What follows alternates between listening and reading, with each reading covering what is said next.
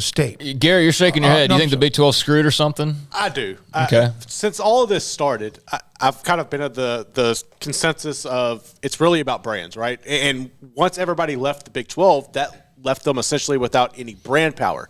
I think there are great teams. I think there are really solid teams. I think Baylor is arguably one of the best, most consistent programs in the nation.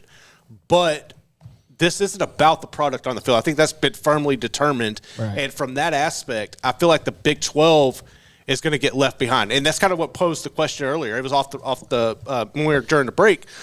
But we hear all this conversation, right, about the ACC and their contract with ESPN. We hear about Fox, obviously, what they're going to do with the Big 10. What the hell is going to happen to what the Big 12 has right now with ESPN Plus? Is that going to go by the wayside? And if that does, that's still eyes, that's still money ESPN's going to lose. I just feel like it's to a point where it's not about what you do anymore on the field, on the court. It's about the eyes you draw in, and I just don't see anybody in the Big 12 having that consistent, I want to dial in and watch this on a regular week in and week out basis where you see in these other conferences. Andy Staples wrote a column about this and talked about over a certain amount of years' time. And there are teams in the Big 12 that held their own against teams that you think of as bigger brands with eyeballs. Now, are they going to bring in the same eyeballs as a Texas and Oklahoma? Not unless they start being who they were, Oklahoma State and Baylor last year, every year.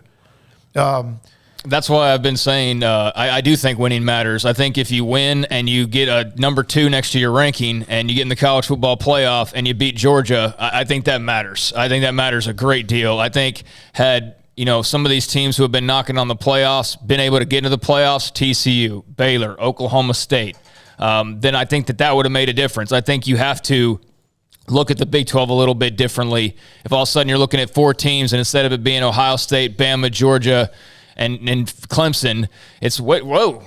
This is Baylor doing in there, Oklahoma State or TCU with Trayvon Boykin and company. I understand your point. I mean, I'm curious to see what they're going to be valued as, because I don't think ESPN's going to come with some huge hotshot offer, but I think it's also not going to be the case where there's going to be no interest. I mean, I think it is going to be curious to see where they fall in line, but there's going to be some demand for it.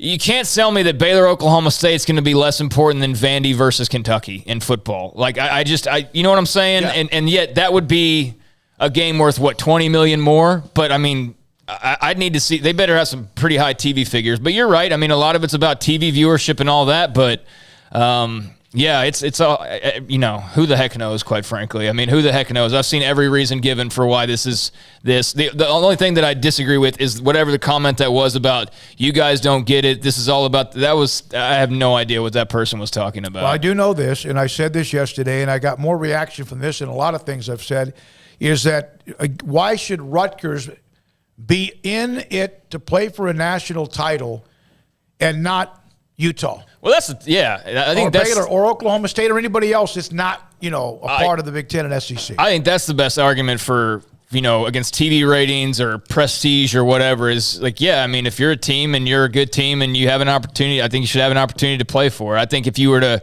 sit there and create this thing and every year there's 1 or 2 teams that have an argument, I guess that's just college football the way it kind of is now. The teams that are left out of the playoff, but I think if you're putting them over their own separate thing where they're not even allowed to be in the club, then I think that would lead to, okay, well, we're national champions over here. Where does that eventually lead to? Years down the road, it's going to be this team versus this team, and so it all comes full circle. I think if you do it that way, I think if you're going to determine a national champion, you're determining the national champion, not the National Super League champion, and then there's another national champion, although there's multiple of those as well. So, is it going to be D1, D2, D3, D4? I mean, who knows, man? It's every topic's got a billion different ways you can go with it, and you can argue why it's headed that way or why it's not headed that way, but I think it's very clear, yeah, we're already in a situation where it's 2 leagues that are dominant money-wise, maybe not so much on the field-wise, but mostly money-wise, and in some cases with the SEC and Big Ten